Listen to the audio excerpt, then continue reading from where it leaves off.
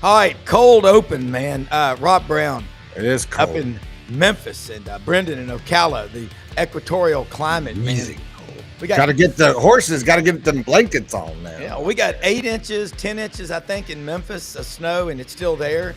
Love this stuff, man. Hey, Coach Ellis Johnson's going to jump in the first off bat and lead off, talking how's the SEC going to work its way back to the top of the college football world. Well, we're doing it in basketball right now. We got to figure out how to get it back in football. Okay, Brendan. I mean, it's a hot topic, isn't it? It is a hot topic, but it's a good topic to be talking about today. And if you want more of this good stuff, subscribe to our YouTube channel down there at the bottom. Click on the link in the chat, or go ahead and snap the QR code right there. It'll take you right to the place to hit subscribe. It's for free. You'll get notifications on YouTube when we are there. Also, if you want to get notifications on Twitter, well, guess what, Rob? We have the ability to do that too. You just go and do the same thing with that QR code right there, snap it, and it takes you right there. Follow us. You'll get notifications when we are live, like we are right now. And I'm just going to go ahead and introduce your guest, Rob, if you don't mind, because I like this guy. He's a movie star. He is the man, the myth, the legend. He is Coach Ellis Johnson. Coach, welcome to the program. Good morning. You know what he is? He's Sideline's version of Sam Elliott. That's who he is. Coach Ellis Johnson. Coach, More like welcome Danny aboard. DeVito. Hey, what's his greatest movie role? Throw Mama from the Train? Or we're all old enough to remember Taxi. He was pretty damn good at this match. Wow. Hey, Jordan Hill's Twins with Schwarzenegger, didn't he? Yes, Twins. Yes. That was the classic. Hey, and Jordan Davis Hill is going to join us about half past the hour, 24/7 sports on Georgia. And Ken Capps about 45 after from out in Texas. Wow. Coach, I say it all the time. I have this theory about home games, or quasi de facto home games, like being in your home state, like at Jerry's World, Texas versus Ohio State. You're most likely to get mugged in your own driveway because people let their guard down. Oh, we're at home. We're in Texas. And Bevo's going to be there. Kind of do a deconstruction analysis for us of what happened Friday night between Texas and the Ohio State Buckeyes, because they are two damn good teams. Yeah, I think they're two really talented teams. It seemed to me, kind of got this feeling the whole game, though, that Ohio State's defensive front had control of that game. Mm-hmm. Texas managed to somehow outgain them, not by much. And neither team had a real good offensive night because of the defenses were so good. But Texas still didn't get their running game back. It was a little better than it was the week before, but they just could not run the ball effectively. And Ewers was under pressure trying to throw the ball most of the night. And so it boiled down to two big plays. You know, the screen play right before the half was just a dagger. And I don't know, even Nick Saban said they were pressuring. They weren't pressuring. They rushed 4 people, and they just executed that screen pass perfectly. The coverage they played behind it was a real loose Tampa too, you know, hard corners and deep safeties. Mm-hmm. I don't know. I just thought the initial defensive back that came up to force it was not a very good, you know, he was very soft.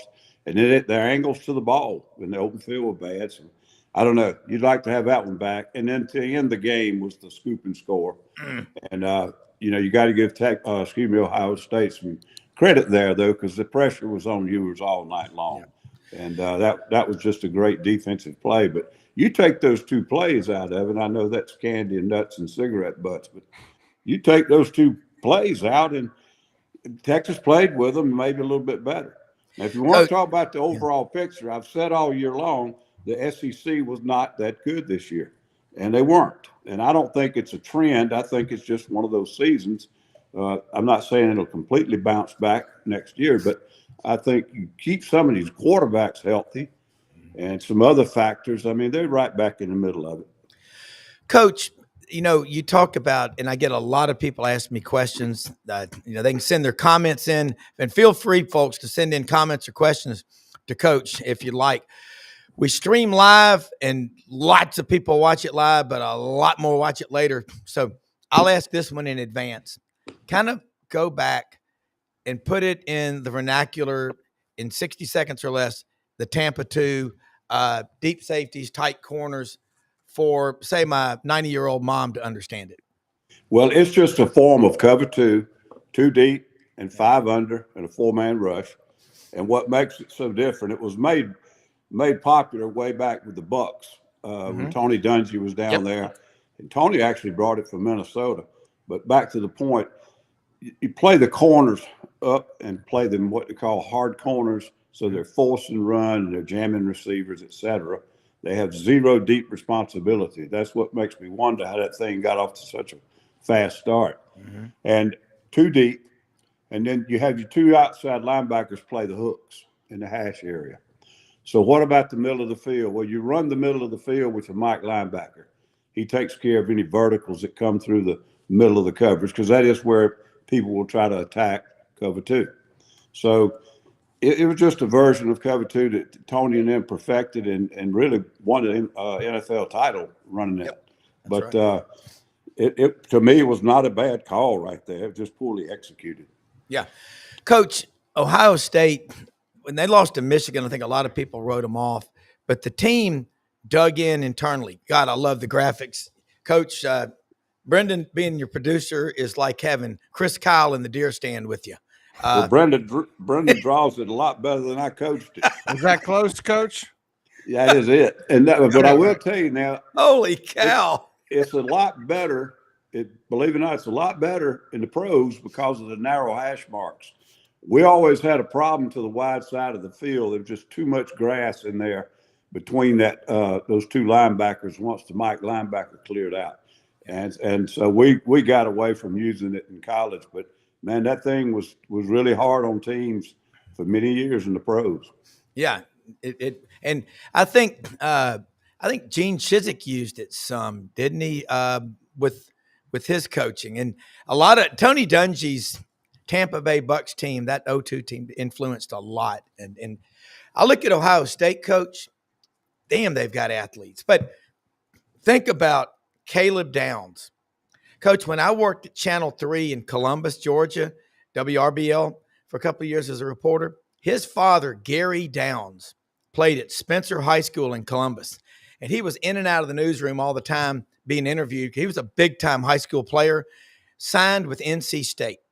And then Caleb ends up at Alabama. Now he's at Ohio State. Quinshon Judkins, Pike Crossing, Alabama, which is, the shorter exit out there, Montgomery, going toward Tuskegee. And 35 minutes from Auburn's campus. Neither Auburn or Alabama recruited him, but Lane Kiffin did. Now he's a Buckeye. Their team's not just a bunch of guys from north of the Mason-Dixon line. Kind of talk about how they build what you see on that roster, because it looks just like an SEC team. Yeah, and they have for years. They can recruit up there in Ohio and Pennsylvania and some of the huge Catholic schools in Chicago and St. Louis. They could do it that way, but if you look, a lot of the kids from the South are coming from transfer portal. They go to another college and then they scoop them out of there. They do recruit nationally, but they don't work those areas as much as they do getting them out of the portal. Yeah. But and everybody's got everybody claims it's the best team money can buy. They do have an enormous NIL pot, and a lot of schools are catching up now. But they beef theirs up immediately. Yeah. And they're not getting these kids to come to Ohio State because of the weather. No. They're getting them by presenting a winning program, championship program, and they're paying them. Yeah. And that's what everybody's doing. And I forgot to mention Jeremiah Smith, the big receiver from Fort Lauderdale. Yeah. It's just, okay, let's look at Notre Dame. Notre Dame against Penn State, they got the job done. 27-24. Kind of your thoughts about Riley Leonard as a quarterback.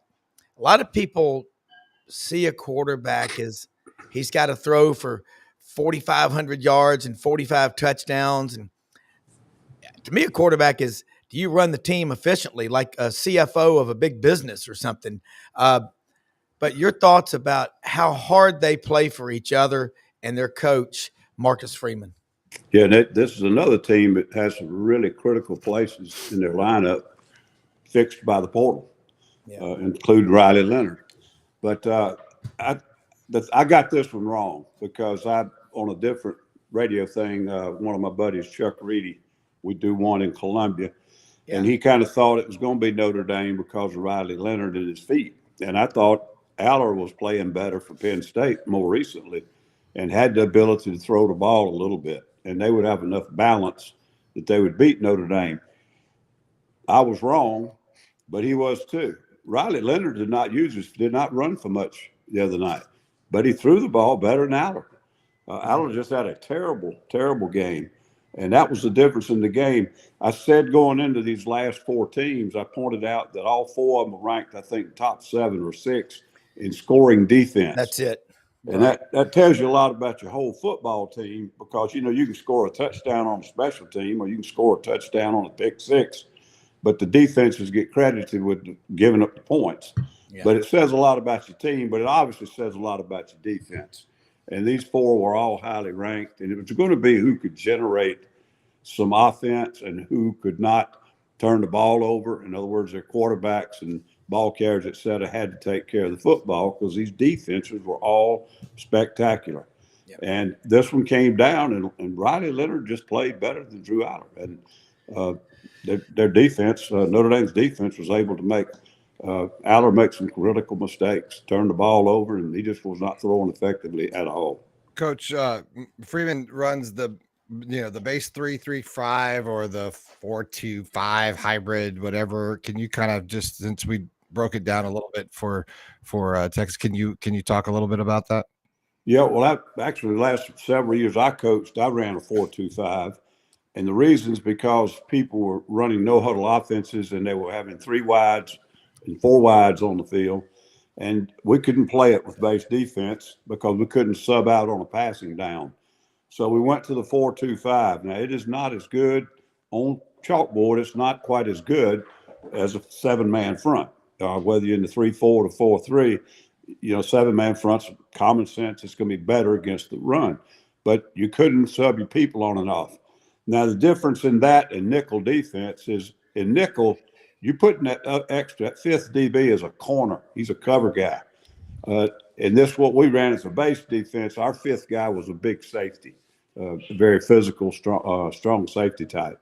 And 3-3, the only difference in that and 4-2 is you play an odd front with 3 stacked linebackers instead of 4 front with 2 inside backers. They're different versions of both.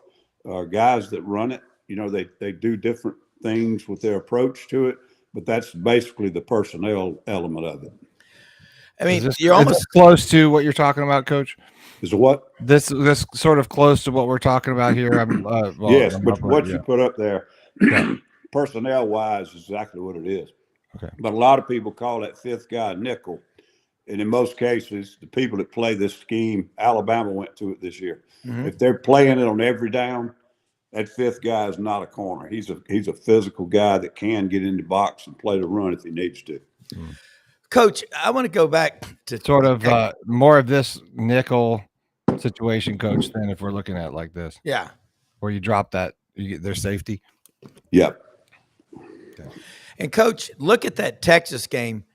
Jaden Blue scored both of Texas's touchdowns on, touchdowns, but he had for the game 4 rushes for 16 yards. And he's a stud. He's a damn good running back. But in the second half, Texas only ran for 7 yards. Is the problem, and it's everywhere. Texas against Clemson ran it for 292 yards. But night in and night out, I remember when you were coaching with Coach Stallings at Alabama, and Terry Bowden was at Auburn. And I had this great debate with my friend, the late John Turner, one of the biggest Alabama fans on the planet. He said, Rob, day in and day out, Alabama's button heads with Chad Keys and all those big defensive line, John Copeland, just against the offensive line, and they play that smash mouth. It develops a mentality. Terry Bowden got further away from the running game the longer he was there.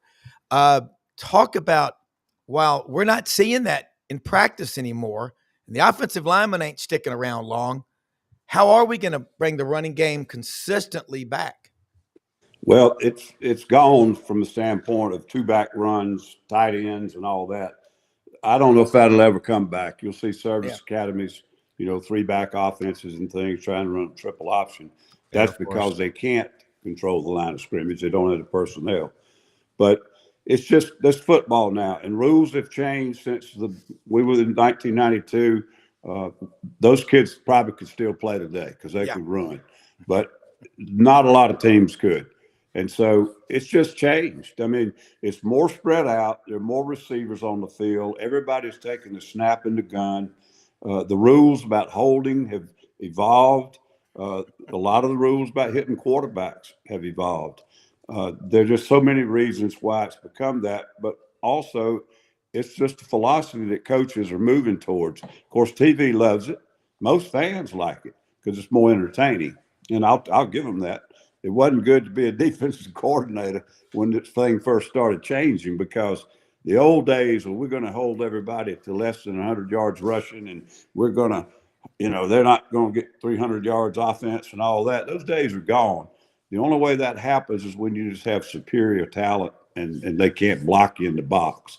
So with that said, what you have to be careful, and I think this happened a little bit at Clemson, you have to have a physical element in your running game or it will make your whole football team soft.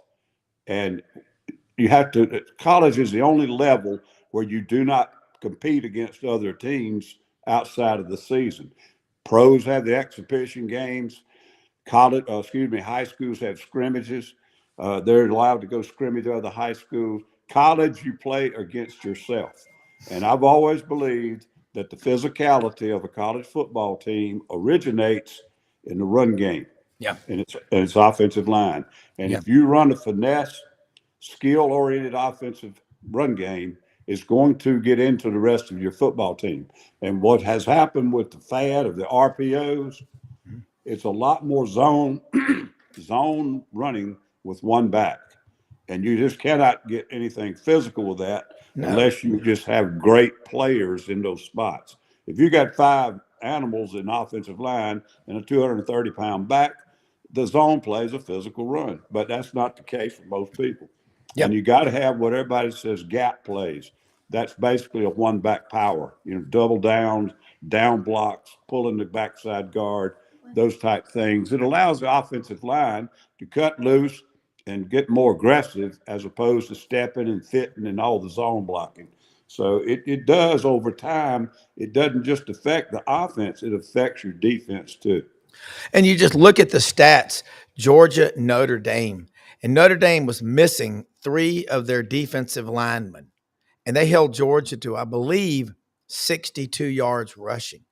And I think when you hold a team like that nowadays, I don't even know if it's all about your defensive front 7 was that good or they're just not even trying to commit to the run. I mean, I remember Rick Trickett, offensive line coach, very nice guy. I was talking one time, and I can't even really say what he was saying on the air because the decorum prohibits, but basically his point was you can't just show up on Friday and go, I'm going to bring it. God bless America. You know how he is. And he said, and Coach Dow would say, running the football is a deadgum state of mind. He said, it's got to be who you are and what you are. And I remember times I've seen a lot of teams, they're just going to go back to the basics and win a game 14-3 or 14-7. And the fans would be like, well, what are we doing? It's about getting the job done. But I think, Brendan, man, putting these graphics up, that's amazing to look at that because you watch how the game changes. When Lavelle Edwards came to BYU, remember that 11-0 team he had in 1979? They just started turning out quarterback after quarterback after quarterback. But the secret sauce was they had all those guys that had gone for 2 years riding mountain bikes all over the world on their mission. So they had a bunch of 23 and 24-year-olds out there banging heads. Have you ever played BYU as a coach, head or assistant? Never have, but they're tough, man. It's one of the funny things we all watched one time. And somebody said, everybody talks about this, these Mormons and all that. Said, They're how tough. come every time there's a fight on TV, Yep. BYU's involved in Yeah. Those Samoans are tough, man. it? God. You But remember Paul McGuire, the former NBC announcer? He was a great announcer. He one time was doing an Arizona State game. And he goes, I got to tell you, Arizona State leads the nation in luau's. 11 Samoans on this football team. And those guys are in. My friend Mark Pera played at Auburn 99 to 03. In the 03 game, he goes, I had to try to block as a right tackle Troy Polamalu. It was Palamayu. Palamalu, yeah. And he said it was. I've never seen anybody that could do that kind of stuff. And Junior Seau, all these guys. Holy cow! I'm just Coach Brendan and I and the whole world want to hear what you think. How's the SEC? Give us like a 3-step plan. It's like recovery. Stand up and go. I'm an SEC fan. That was painful Friday night. Even worse were the other SEC schools that were pulling against Texas. Say what you want. League pride matters. It's a big part of your recruiting because it helps everybody's brand, whether you believe it or not, I think. well, it does. But at the same time, when you get these huge footprints, you don't have any kind of natural alliance or, pulling for the other team. I mean, Lord, look at the ACC. They've got 3 West Coast teams and then the rest of them on the East Coast. But I don't know. If you told me I got to give you 3 things, how we're going to get this fixed. Number one, you just got to keep recruiting well from the high schools. Yep. And number 2, you got to pay them and keep them. Don't let people come in and rob them. And number 3, they better get healthy and stay healthy at quarterback, which is not always easy to do because in spite of the fact I think the conference was down this year, It wasn't any less physical. It wasn't any less fast. And the wear and tear and the grit and grind is still there. It's just that it didn't have the quarterbacks in place that had been in there a couple of 3 years and also stayed healthy and also had a good receiver core to throw to. Georgia, great quarterback, good offensive line, receiver core, a little bit average this year. Yeah. Florida, they had one of the best quarterbacks in the league. They didn't find him until week 5 or 6. And then they had to go back because he got hurt. Then they came back. And so you can go through every team, and just about every one of them had some kind of situation that kept them from being really good at quarterback. Yep. And I mean, like we just got through talking about, the way the game's played today, you have to have a good player at that position, or you really got an obstacle to overcome that's almost impossible. So that'd be the 3 things. And I think it'll all come back, but they got to recruit. They got to quit losing them to the other power schools. Yeah. And that means paying them. And then the last thing is, they got to hopefully stay healthy through a season. And what doesn't help is the backup quarterbacks aren't sticking around like they used to. No. And Gunnar Stockton is at Georgia, and he looks like a cool story. But Carson Beck's gone. Now Carson Beck's the man, and Jaden Rashada's in the portal again. Yeah. That is okay. Let me ask you this. South Carolina, Lenora Sellers. I remember what Roman Harper said on the show about a month ago. He said, that guy going down to the ground can complete a pass. His physically gifted player. Your thoughts? Yeah. He looks a little different in his style of running and everything, but he's got a lot of Cam Newton physical traits. I mean, he's 6'3", about 240, 235, 240. The one thing that concerns me is right after they cut that $2.5 million deal with him, he looked a little different in that bowl game. It was like he wasn't quite as aggressive. I don't understand it really. Against Clemson and against Missouri, their last 2 regular season games, right near the end of the game, in both games, he just put it on his back and got him a win. And it was with his feet. And I didn't see that in the bowl game. And I don't know whether it just happened to be the situation or what, but he wasn't very accurate throwing the ball, and that's his Achilles heel. He has very different throwing motion. He has got to get more consistent with that. He's got an arm. He can throw off balance and throw the ball 50 yards. But as far as consistently being on target with the football, he has problems with that. I get the feeling that Mike Shula may have been trying to use that 2 or 3 weeks to develop that and get him better at the pocket. But he's still got to beat you with his feet in the long run. And I don't know. He just didn't seem as aggressive the other night. So we'll see. He basically he's in his second or third year in college, but he's really a sophomore next year as far as playing time. So we'll see if he has the sophomore, what do you call it, sophomore jinx or whatever that term is. Yeah, sophomore slump. The sophomore Freshman slump 15. or whatever. No, Yeah. But he's a really physically talented kid. But there again, he got hurt early in the year, missed 2 games, or missed 1 game, basically came out of the ball game in the first or second quarter, didn't play the next week. So he's just like everybody else in that conference. They never could keep that same quarterback in the lineup, getting better and better and better.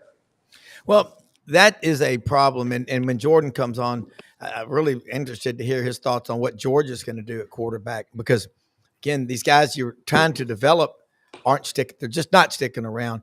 Coach, all right, looking ahead, Notre Dame versus Ohio State in Atlanta. And I watched Paul Feinbaum on SEC Nation after the game. He said, that's going to be tough for the SEC fans to get used to. I mean, it's not like it happens every year, but it's going to be tough to watch. But they're going to play. It's going to be 2 damn good teams. What do you think will happen ultimately? I think Notre Dame is plus 10.5. So it's going to be, Ohio State's game to lose, according to the odds makers, for what that's worth. I'll be honest with you, in any aspect that I try to look at it, I see no way Notre Dame can win this game. Ohio State can lose the game. Yeah. But if Ohio State plays well and Notre Dame plays well, Ohio State will beat them 20 points. And the only thing I think could keep Notre Dame in it is some defensive turnovers, and it's set up scores or score. And then Riley Leonard is going to have to make about 6 unbelievable third down plays with his feet or his arm. I don't know. That's just the way I see it. Ohio State, my question is, how in the hell did you lose 3 ball games this year? Or how many did they lose? 2? 2, yeah. I mean, and I don't care who it was to. They really are playing so well right now and have such good, deep talent. I just don't see anybody that could play with them right now. It's starting to look a lot like the 2012 matchup, Alabama versus Notre Dame. You remember that first drive, Alabama just ran down through Notre Dame, and it was 42-14, but it could have been a lot worse. But it could see something similar. I mean, this Ohio State team is a lot like that Alabama team, talent-wise, in 2012, which was won a second straight national championship. So that, and Riley Leonard, they get him in the running game. That's what they need him to do, because he ain't going to stand in the pocket. And then Ohio State's, the pass rush, when Texas got down on the goal line, they went backwards. That was a statement like we don't see very often in today's college football by the front 7 of Ohio State. And Jack Sawyer, a kid who grew up there in Columbus, I said his bedroom was just an Ohio State, museum. Ryan Day, I think, is driven by the outside criticism, and those guys are getting closer and closer. They lost by 1 to Oregon in Eugene, and then they lost 20-13 in Columbus, and were humiliated. They looked inward, and they're scary good, Coach. Yep.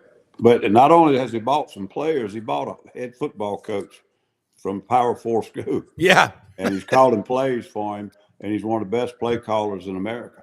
Yeah. So, they're committed. A lot of other people are involved.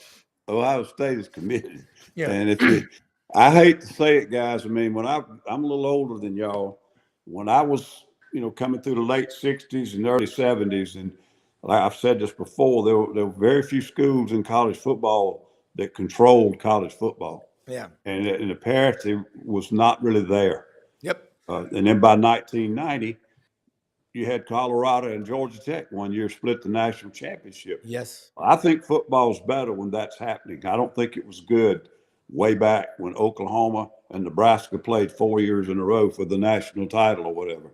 Yeah. I just, I don't know. And I see that coming back for different reasons. This time, they've got all the deep pockets. Yep. Back then, it's because they controlled TV and they controlled all the other bowl games. But anyhow, I hope college football didn't go back to that, because as much as people want to talk about parities out there, I think it's going the other way. Well, the Sherman antitrust laws were put in to stop monopolies and cabals in the business world. They're actually creating them in college right now. You're exactly right. Let me say something before Jordan Hill joins us from 24/7 Sports on Georgia about Winter Timber Outdoors. Athens, Alabama, open every day of the week. Winter Timber, I don't care what you hunt, everything from dove season all the way into turkey. If you're going big game hunting out west for an elk, or you got elk tags in Arkansas and Tennessee now, they'll get you all geared up and outfitted. They're a huge Sitka dealer. I was hunting with some guys yesterday that had on the Sitka, the duck oven jacket. They've got all that for you. Give them a call. Let them know you heard about them on SEC Sidelines. Again, they're building stores around the Southeast. They broke ground in mid-November on a second store in Auburn, expected to open in June. All take a picture of that QR code and let them know they heard about it on Sidelines. Tell them and tell your friends they're open every day of the week. Athens, Alabama, Winter Timber Outdoors. They're going to grow in the footprint that is the SEC. Jordan, Brendan, when Jordan is here, and he's here now, Coach Ellis Johnson's on with us with Brendan Martin and Rob Brown, and we got Jordan Davis Hill. Jordan, were you shocked about Carson Beck leaving? Because I know the first thing I said was, doesn't his girlfriend go to Miami? And I mean, if my girlfriend looked like that and I was 22 years old, I think I'd go to Miami too. But wow, that blew my mind. Carson would leave Georgia. Why would you leave Georgia? Other than money, I understand it. I was about to say I got about 4 million reasons, Rob, that I'd leave Georgia I answered my own was question. Carson. Right. And yeah, I was surprised, Rob. I thought it was possible after the SEC title game. It's clear, he's hurt. He's not going to play again this year. I thought maybe he would go to the portal, but once he announced he was going pro, I was like, okay, what made sense to me was he was going to have surgery. He was going to try to heal up.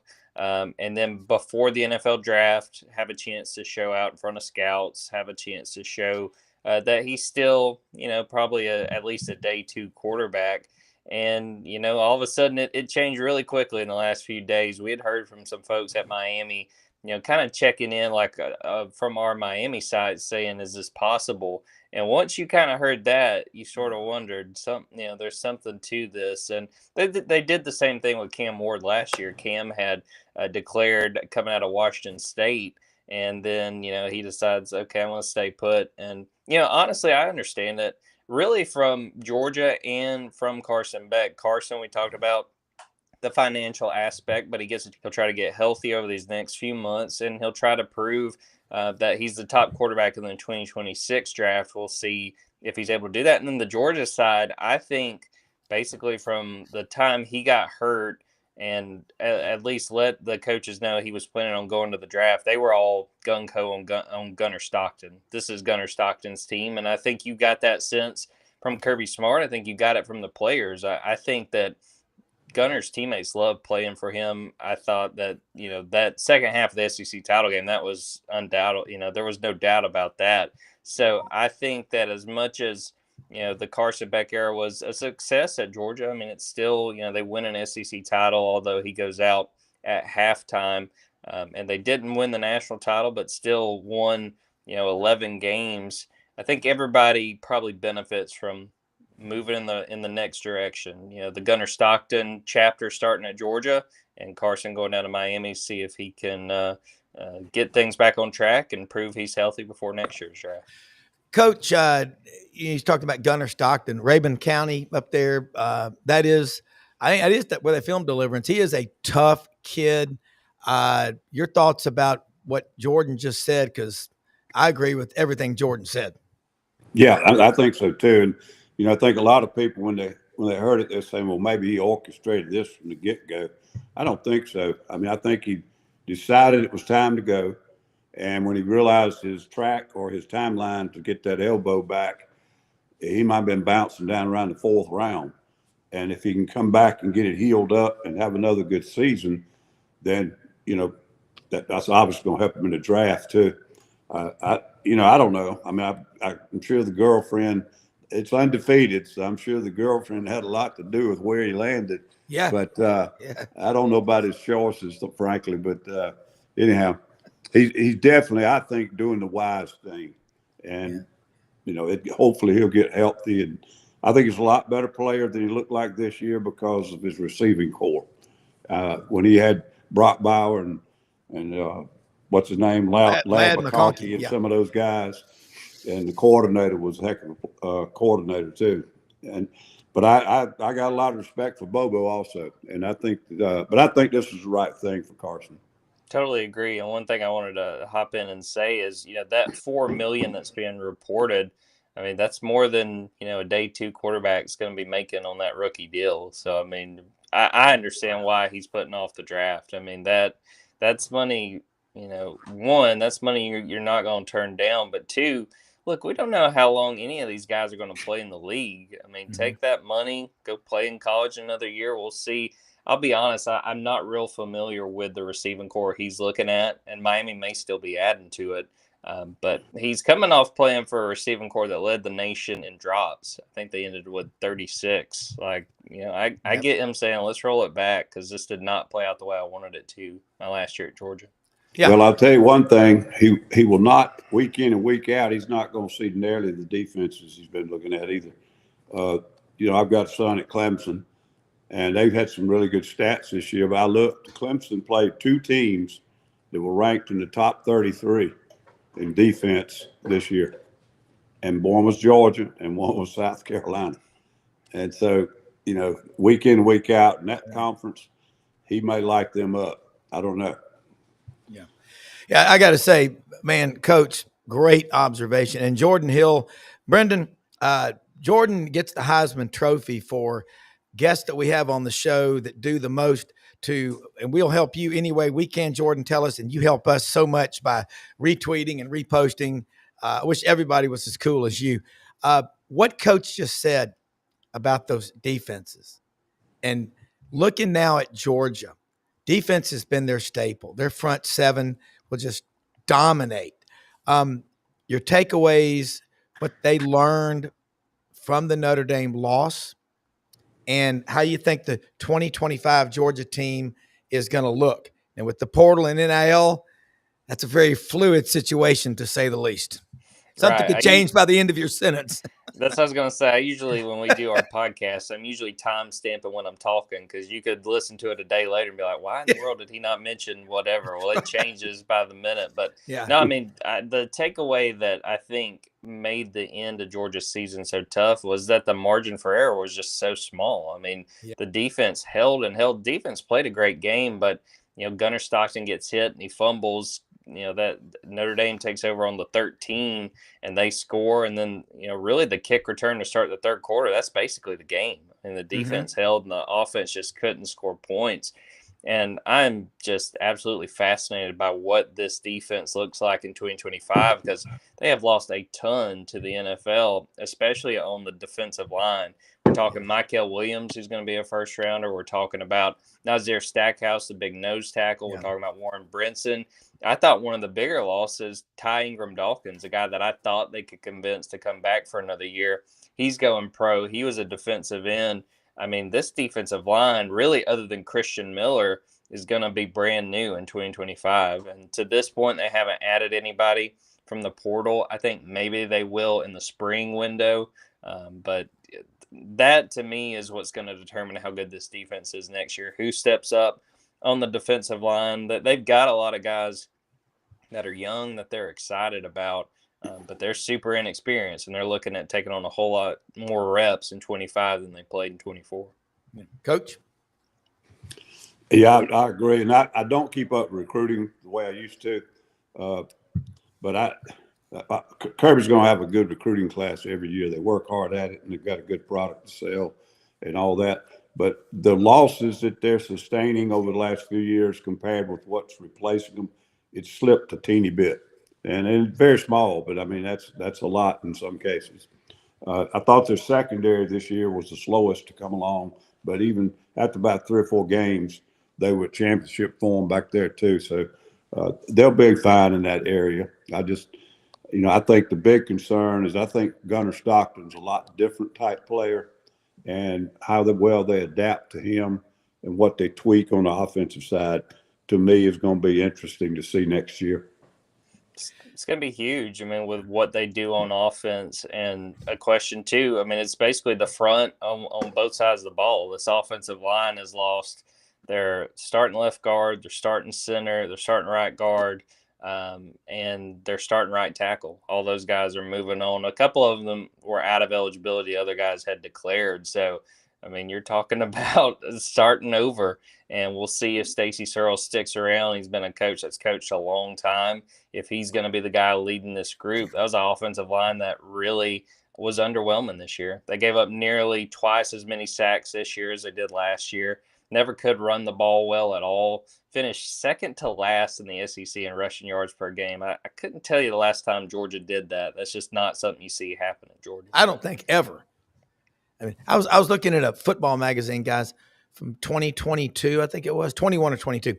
Georgia had 13 running backs on the roster. And now you look at the offensive line, not just at Georgia, look around the SEC. Oklahoma gave up 46 sacks this year.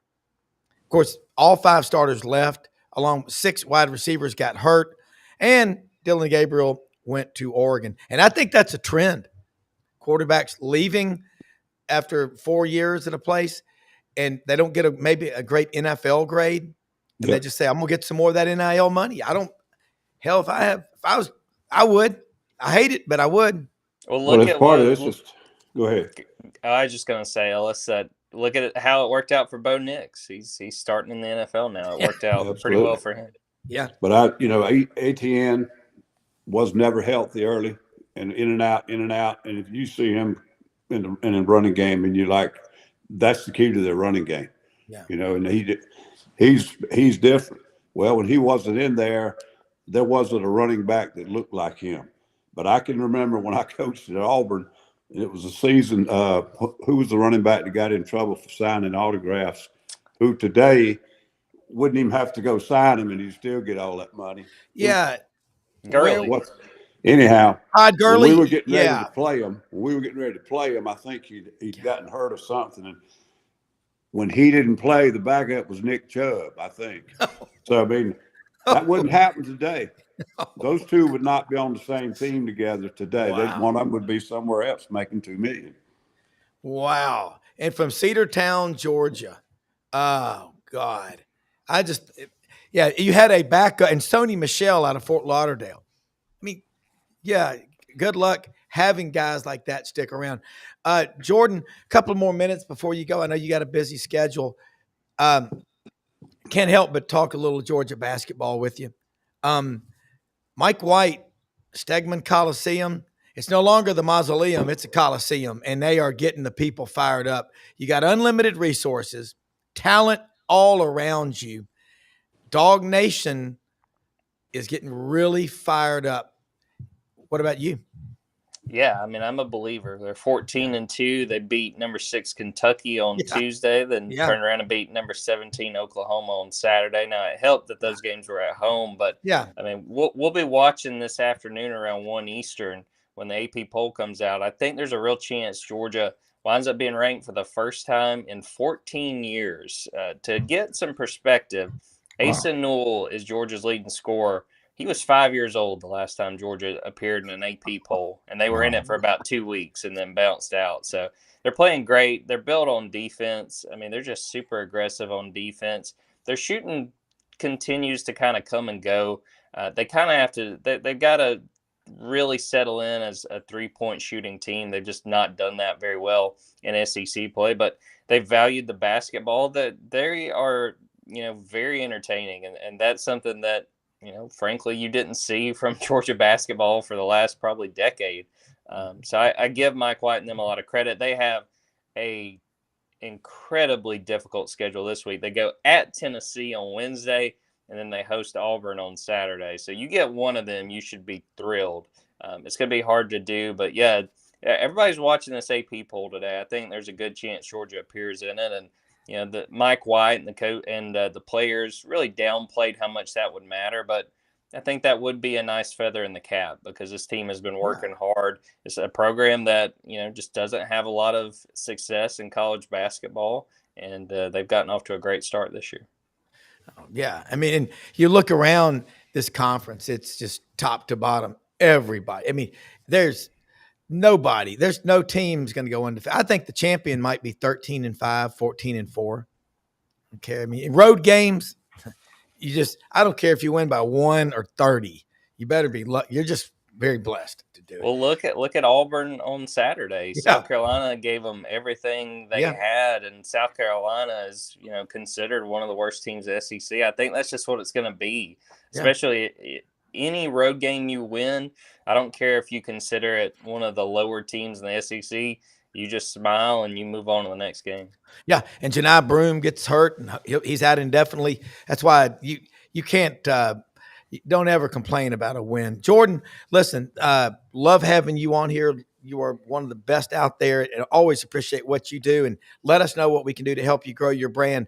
Tell us about your podcast you're putting up next and how people can follow you. And again, thank you. Yeah, dogs247.com, on Twitter at Jordan Davis Hill, on Twitter at dogs247. Got the Junkyard Dogcast. We'll do another podcast Tuesday talking about the Carson Beck decision, talking about Georgia basketball, as we were talking about, a big week ahead, and continuing to talk about Georgia in the portal. They've added 6 guys for 2025. I'm sure that there's a few more guys that they're reaching out to and looking to, but busy time still, going through, getting ready as football turns the page to 2025, and continuing to follow this basketball team and see how far Mike White and Asa Newell and all these players can take this thing. And we're going to find out who starts spring practice next as well. All right, absolutely. Take care. All right, man. Golly, Ken Capps in the 7-Eleven parking lot. Hit that airplane mode on there so you don't go off. That Brendan has taught me that. Hit airplane mode. But Coach Johnson's on with us. Brendan Martin. Bevo was there Friday night. I wanted Texas to win, but I picked Ohio State. I wanted to be wrong so bad. At the end there were a couple of big plays. A lot happened. Kind of unscramble these eggs for us.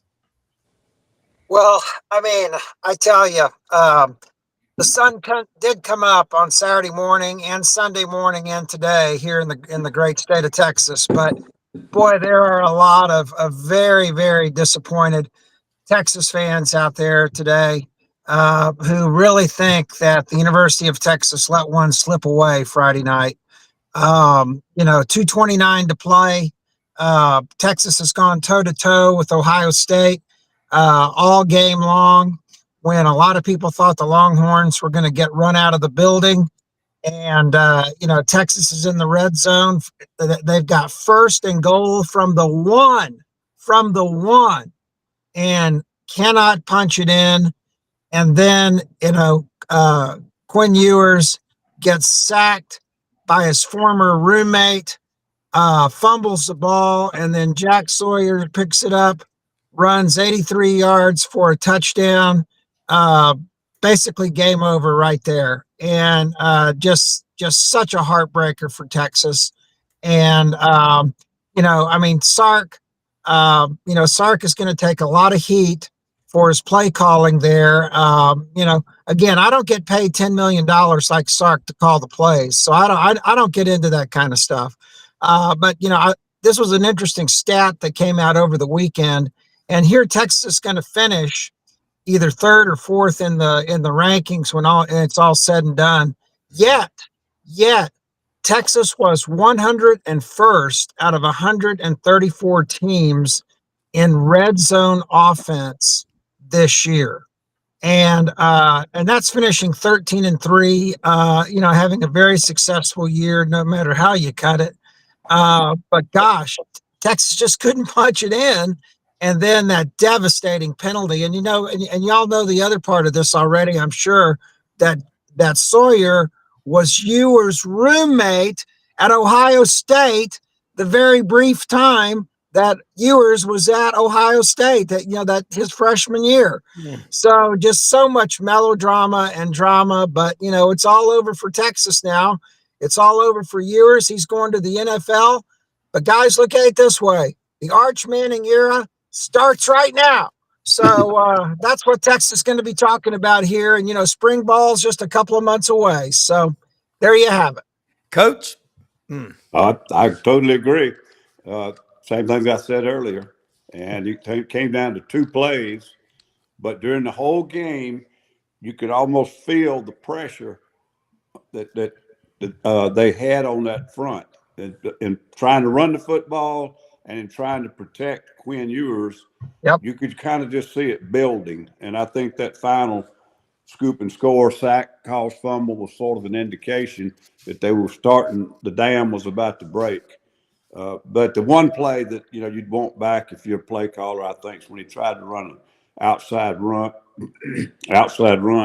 to 2 split receivers over there. I didn't quite understand that, but hell, he'd studied film. He knew what he was doing. I'm not going to question Sark. Right. I think he's one of the best in the business, but that one I was scratching my head a little bit. You got to run vertical down there for the most part. I mean, are you going to go backwards when you're not winning the line of scrimmage?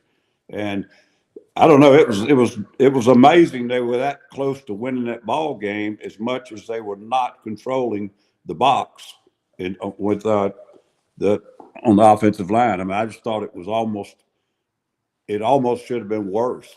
But hell, they had the screen pass. I mean, that screen pass right before the half wouldn't happen again if you called it 10 times.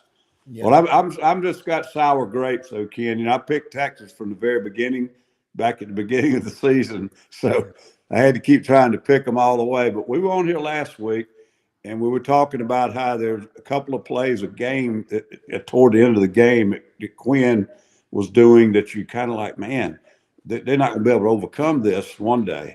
And of course, this time they couldn't. And that, right. I looked at that kid, Jack. What's his last name? Sawyer. Sawyer. I wanted to say Jack Russell. Jack Sawyer, and you think, man, this must be an old tough white kid. I looked him up. He's about 6'5", 260, and I think he can run because the last time I saw him, he was running down that damn field. He's still running. He's still running. So he's not one of those try-hard guys. That dude's a player. Yeah, he really is. Ken, all right, Shoney's asking down in Valdosta, Georgia, Florida line, who is Quinn Ewers playing quarterback for next season? He's definitely announced he's going to the NFL, not in the portal or anything, correct? Right. And he's going to the NFL. Yeah, and I want to say, man, he's become a player I really like. South Lake Carroll in Dallas. South Lake Carroll, the Dragons, came out and was the 5-star quarterback, the #1 rated recruit in the country the year he came out. Okay. Went to Ohio State, realized he wasn't going to get the play behind a guy named C.J. Stroud, and then came back to Texas because he'd said he'd been a Longhorn fan his entire life. Yep. And, he's going to go down as the second winningest quarterback in the history of Texas football. But of course, you're only as good as your last game, right? Yeah. And so a lot of people are going to remember that. And of course, his last play as a Longhorn will be remembered as an interception that basically ended the game. And but Quinn Ewers has brought Texas back. And of course, Texas fans hate to hear that. We're back. But Texas for the last 2 years has played and was a couple of plays away from playing in the national championship game. Sark has won over 20 games in the last 2 years. And, we just suffered through the Tom Herman era before Sark got here. And so, Quinn leaves here. I think he should leave here with his head high But of course, Texas fans put so many expectations on their starting quarterback. And of course, think about the expectations for Arch Manning coming in. This kid is still 19 years old. He won't turn 20 till April. And so, he's going to be a Heisman Trophy candidate, coming out of the chute here in a couple months. And, and where does Texas open the season next year? Saturday, August 30th, one day before my birthday, in Columbus against Ohio State. Oh, wow. Who may be the defending national champions at that point. Go figure. Wow. Well, you know what's amazing? Coach Johnson, Brendan, and I and Ken, we had Ruben Pizarro, the voice of the Texas Longhorns Spanish broadcast on the radio.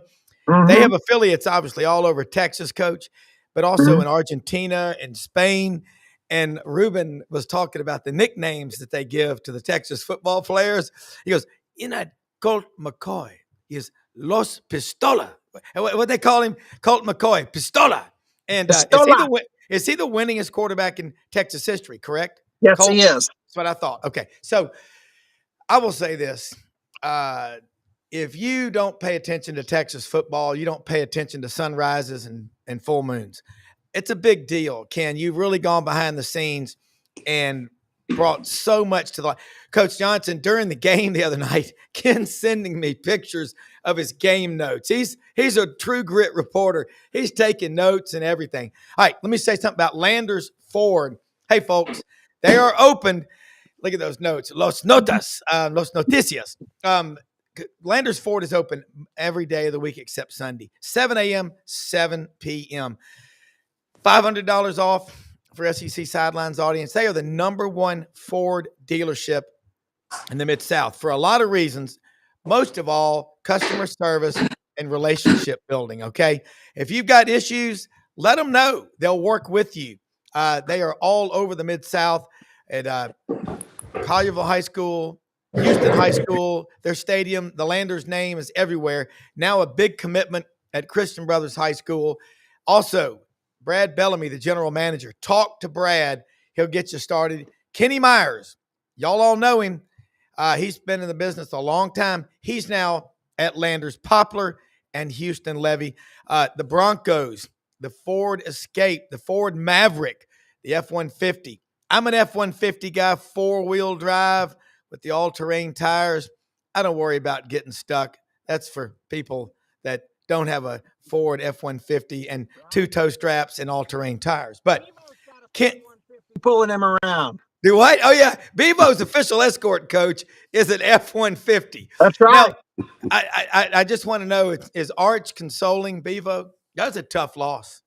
Oh, well, and Arch had nothing but great things to say about Quinn. Yeah, good. At the post-game press conference. And somebody brought up a really good point, though, trying to look at the glass is half full after that loss. A good friend said, well, look at it this way, Ken. Texas went on, the first year in the SEC, such a success, but also Texas got to beat Oklahoma, Arkansas, and Texas A&M all in the same year, just like the good old days in the Southwest Conference under DKR. And nothing makes those three schools madder than hell than to lose to Texas. And so that should bring some solace to the Texas fans out there, because boy, it's been a long time, because Texas hadn't played those three schools in the same year, because everybody went to the SEC. Only school we play every year is Oklahoma. So and of course next year, think of it this way: Texas will play Arkansas and A&M at DKR Texas Memorial Stadium in Austin. So boy, that's going to be a hell of a home schedule next year. And Brendan, just remember, Texas is coming to the Swamp next year. So I hope you're going to save me some good alligator meat down there and a good seat, because I'll be coming to that game. We don't eat that stuff.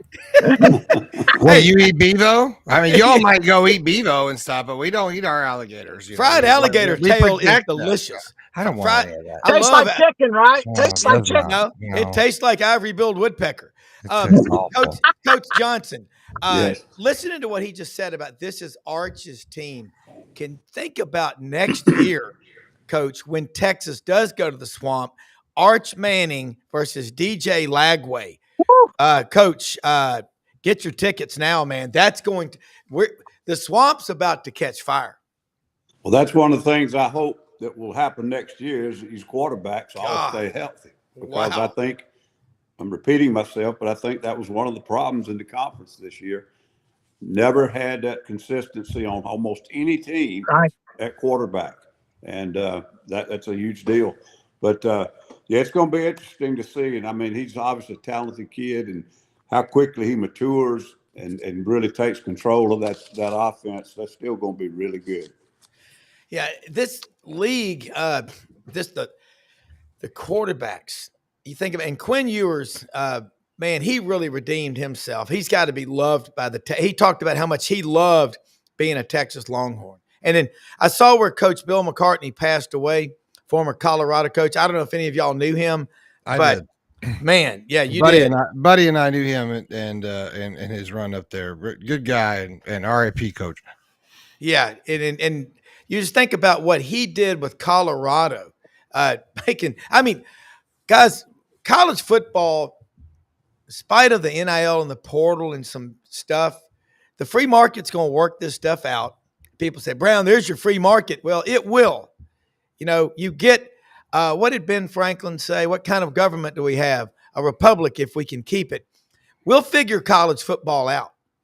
And, Coach, you heard what Ken just said and Brendan about all the quarterback play. I think that's the takeaway from today. Consistency. And Arch Manning, we don't realize that kid's 6'4", 225. That's a as they say in the country, that's a full-grown man, and he can run. Yeah, he can fly. God, man. Yep. I mean, yeah, he's going to bring a little different element to it, but I think that the whole conference is what I'm saying. You just go all the way through it, and some of them had a really good player, but he got hurt and he was out for a couple of games, just like yours. Texas was fortunate enough to have a Manning standing there that could get them through a couple of games. Correct. Florida had their issues. South Carolina had their issues. You go right through all of them. Georgia had their issue.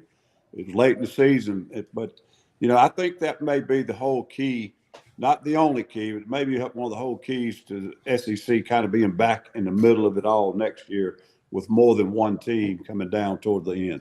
Yeah. Well, and guys, I thought about this too. Just one thing I wanted to mention that kind of struck me over the weekend. Think about it. The two teams playing for the national championship are both playing with transfer quarterbacks. Yeah. Think about that.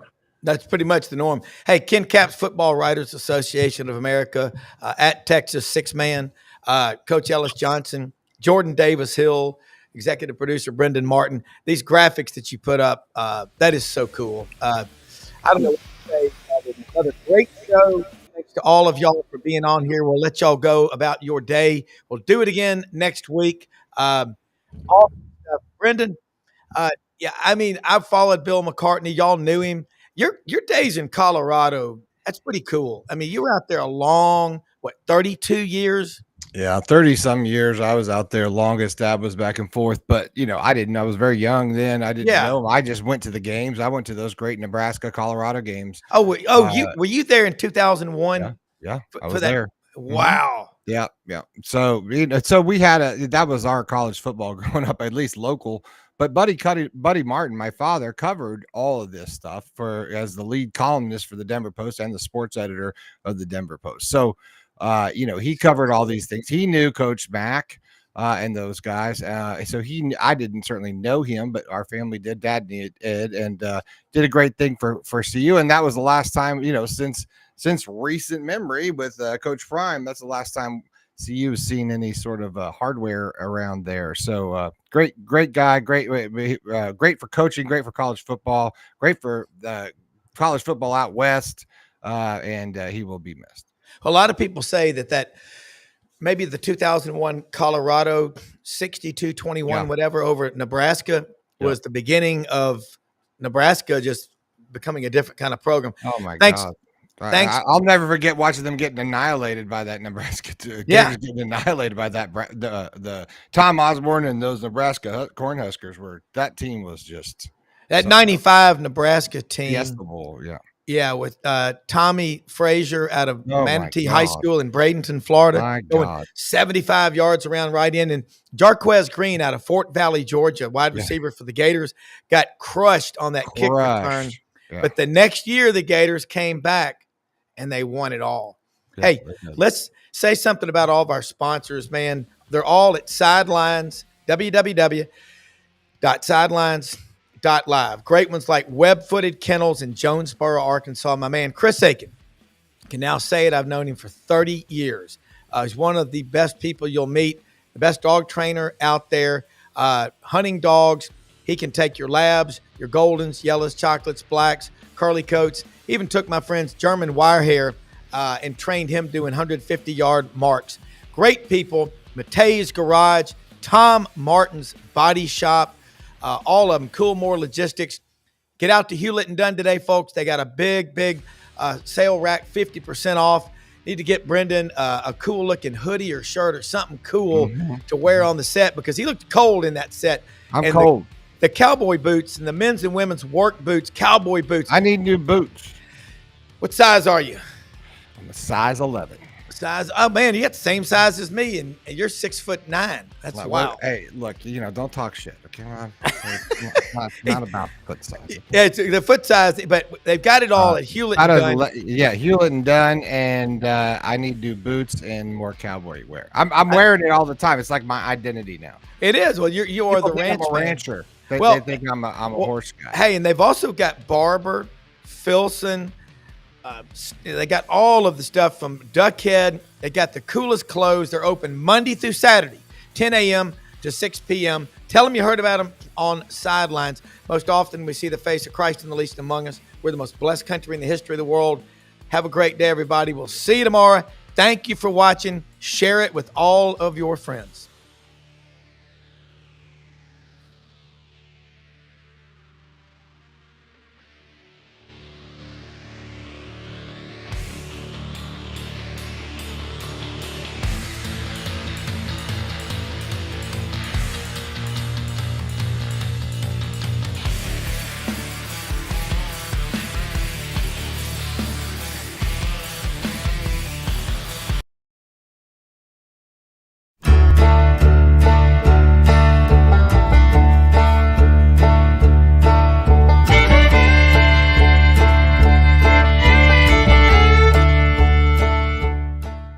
In a perfect world, you'd set a health goal and results would happen overnight.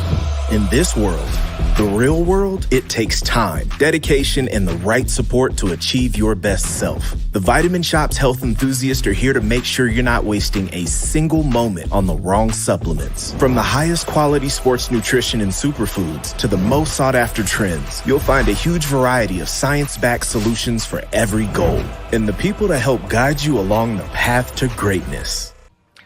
Unbelievably, every 2 minutes in our communities, a child is either bought or sold for sex.